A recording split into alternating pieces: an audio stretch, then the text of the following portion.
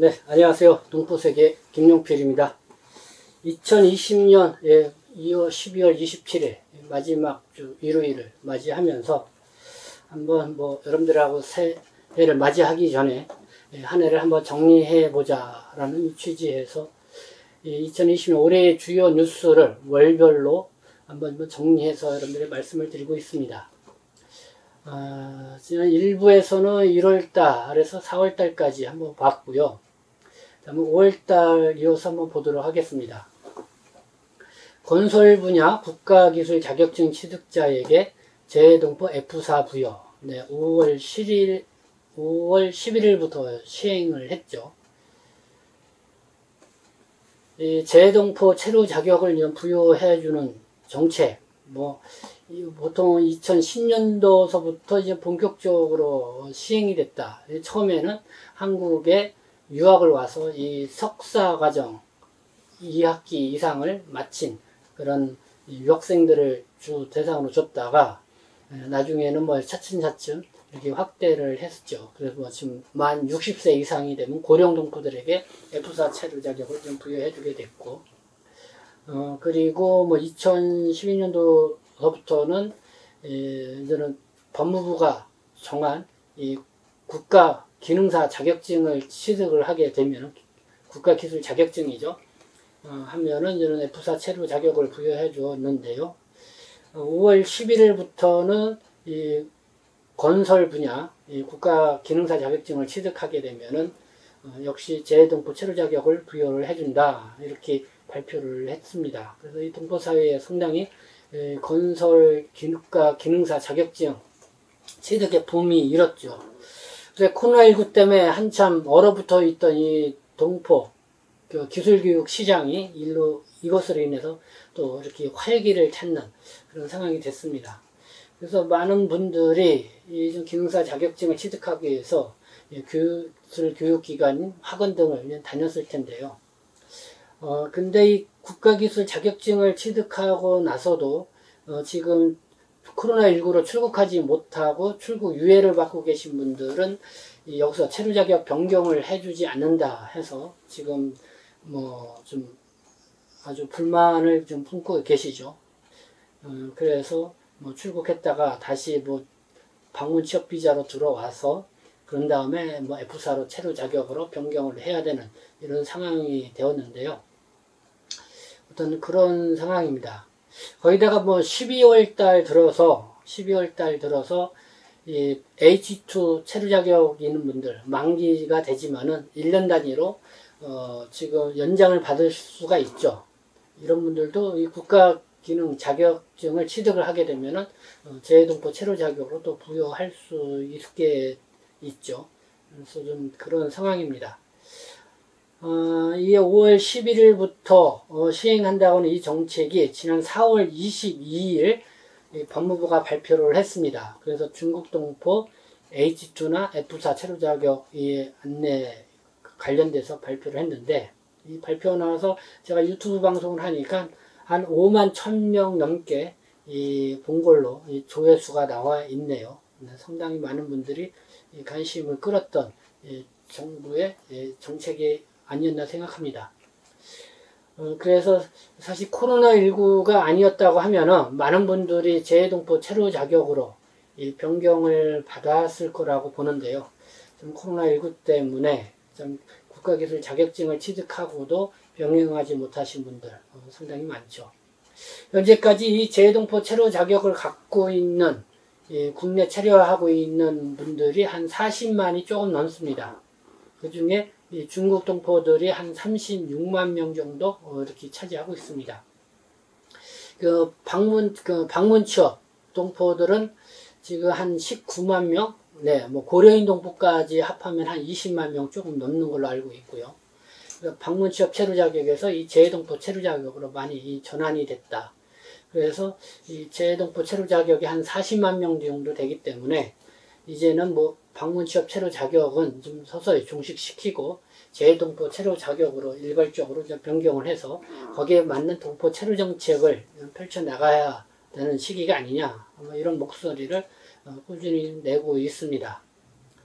네, 어쨌든 5월 달에 가장 이 화두가 됐던 건설 분야 국가기술 자격증을 취득하면은 이 재동포 체류 자격을 부여해 준다는 소식이 동포들의 큰 관심을 띄웠고요.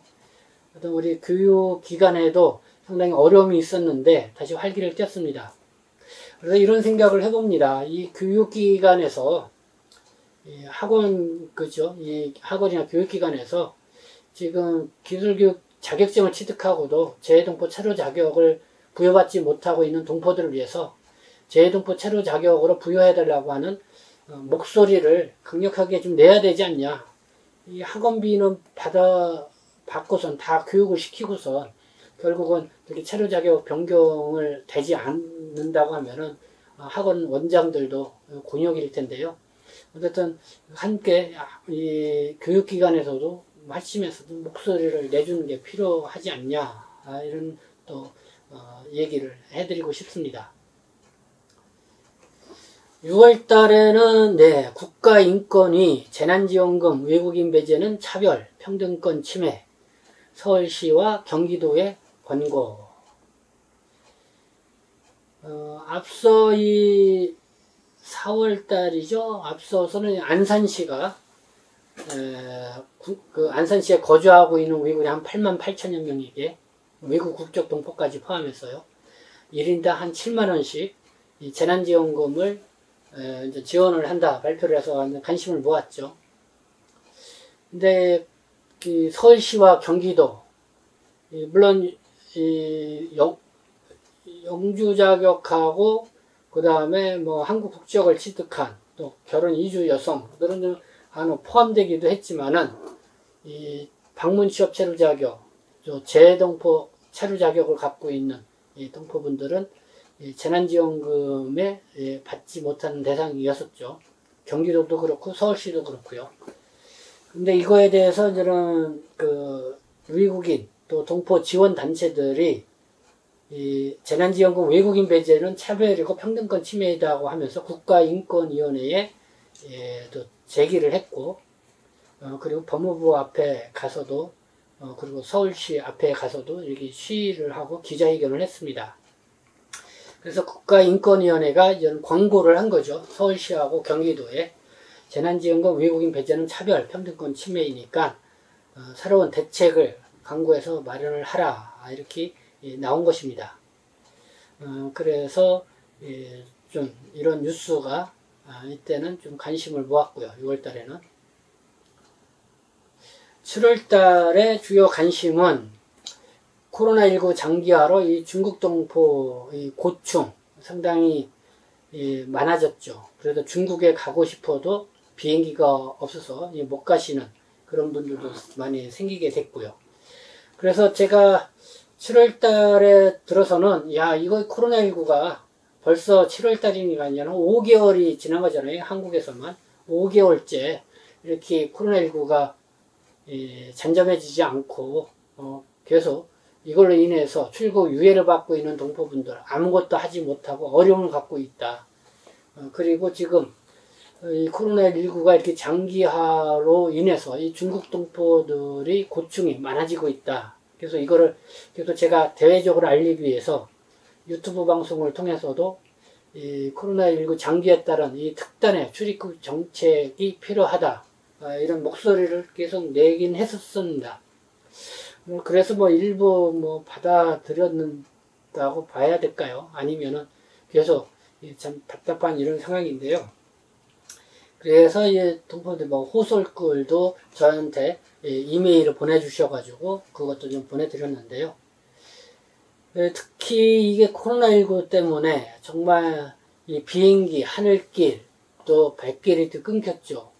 한국 정부는 계속 출국 또 하라고 자꾸 쪼아대고, 그러나 비행기표 일단 가격이 아주 고공 상승하고 또 비행기표 구하기가 어려운 그런 상황이었고요. 이런 가운데 계속 나가라고 하니까 어려움이 있고, 그리고 초등학교 자녀를 둔 가정, 설 명절을 맞이해서 중국에서 학교를 다니다가 한국에 왔는데 한국에 계속 있을 수 없으니까 여기서 학교에도 보내려고 하니까 또 아이가 방문 동거 비자가 아니라 이 출국 유예 이 비자로 있다 보니까 또 학교 들어가기도 어려운 그런 상황이 됐었습니다. 지금은 이게 초등학교 다니는 자녀들, 학교 다니는 자녀들은 출입국사무소에 가면 협조해서 학교를 다닐 수 있도록 이렇게 조치를 취해주는 걸로 알고 있습니다. 그리고 결혼을 앞둔 예비 부부들, 결혼식도 올리기가 어려워졌고, 그리고 또 결혼식 예식장, 또 환불 문제, 그리고 또 뭐 여러 가지 이런 고충상이 있었고, 또 출산을 앞두고 있는 분들, 건강보험료가 적용이 안 되다 보니까 어려움을 겪고 있는 분들, 뭐 다양하게 이 고충 사례들이 있었습니다. 그래서 제가 그 고충 사례를 쭉 정리를 해서 이거를 저 국회에서 한번 좀 토론회를 갖고 그래서 한번 문제 제기를 하고자 했는데, 국회에서도 이 코로나19 감염자가 생기고 뭐 그러다 보니까 국회에서 간담회를 가질 수 있는 상황이 못 되었습니다. 그래서 참 이러지도 못하고 저러지도 못했던 그런 안타까운 상황이 7월달 이후부터 계속 있었던 것. 여러분들이 좀 이해를 해 주십사 하고요. 그렇지만 계속해서 아직 끝나지가 않았기 때문에 이 동부분의 어려운 상황을 계속 알릴 필요가 있다고 생각이 듭니다. 7월달에 이제 그런 뉴스가 주요하게 있었다는 걸 말씀드리고요. 8월달 중국 동포들이 내는 외국인 건강보험료가 얼마나 될까? 이거를 제가 분석을 해서 여러분들에게 유튜브 방송을 통해서도 보내드렸습니다. 이 내용을 제가 좀 읽어드릴게요.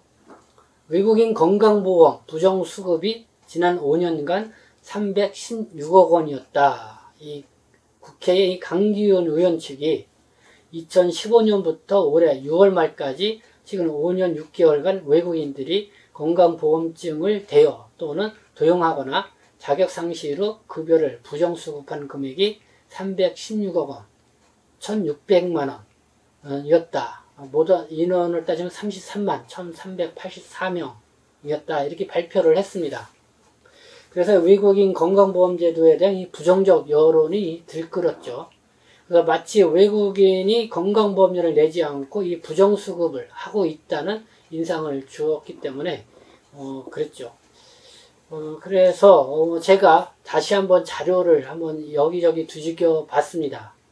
그러다 보니까 2월 13일 건강보험공단의 외국인 등 건강보험 재정수지 현황 자료에 따르면은 2018년 기준으로 우리나라 건강보험에 가입한 외국인, 재외국인은 94만 6,745명이고 이들이 한 해 동안 낸 보험료가 1,113억 원이었다는 것을 제가 또 다시 꺼집어서 얘기를 했죠.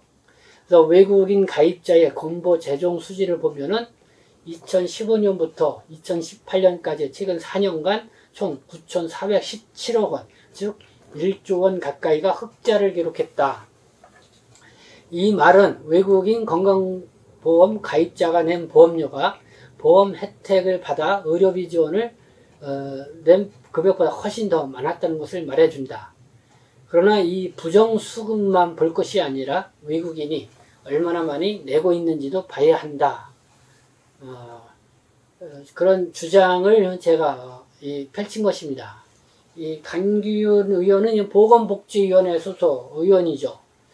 그래서 이 강기훈 의원 측에도 제가 전화를 해서 지금 외국인 이 동포들이 내는 보험료도 한 해에 얼마라고 그랬죠? 1조 한 100억 원이 넘고, 그리고 지난 그 4년간 한 1조 원의 건강보험 공단이 흑자를 본 상태이다. 그러니까 이렇게 뭐 부정수급을 한 것만 이렇게 발표할 게 아니라 이런 것도 같이 발표를 해서 외국인 이 동포들이 이 보험 혜택만 받고 부정으로 수급하는 것이 있는 게 아니라 이만큼 이 보험료를 내고 있다는 것을 알려야 되지 않냐 하고 이렇게 따졌던 기억이 납니다. 네, 어쨌든 뭐 건강보험료 얘기를 하면은 특히 지역가입자인 동포분들 아까 일부에서도 말씀을 드렸지만은 좀 한숨을 쉬게 합니다. 특히 이 코로나19 상황에서 일도 못하는 상황에서 이 보험료를 꼬박꼬박 내야 되는 고액보험료죠. 이 내야 되는 그런 상황입니다. 그리고 뭐 지금 방문 취업 체류 자격으로 계신 분들 출국하지 않고 국내에 있으라고 하지만은 취업 활동하지 말고 있으라. 그렇지만 이 건강보험료는 또 꼬박꼬박 내야 되는 그런 상황입니다. 그래서 참 이 보험료 문제 어떻게든지 해결을 봐야겠는데, 뭐 올해 말까지 뭐 보험료에 대한 뭔가 개선책을 내놓을 줄 알았더니 아무 깜깜무소식입니다. 그래서 좀 더 새해 때는 이거를 쪼아서 뭐 직접 보험공단 쪽을 두들겨서라도 문을 두들겨서라도 해결책을 봐야 되지 않나 이런 생각이 들고요. 그러기 위해서는 이 동포 단체들이 좀 더 힘을 모아서 목소리를 낼 필요가 있지 않나 이렇게 생각이 듭니다. 네, 지금까지 제가 5월부터 8월 2부 관련돼서 여러분들에게 말씀을 드렸습니다. 다음 이어서 3부 마지막 9월부터 12월 또 여러분들에게 또 말씀을 드리면서 올 한 해 한번 이렇게 정리를 해보도록 하겠습니다. 네, 지금까지 시청해 주셔서 감사합니다. 저는 동포세계신문 대표 편집부장 김용필입니다.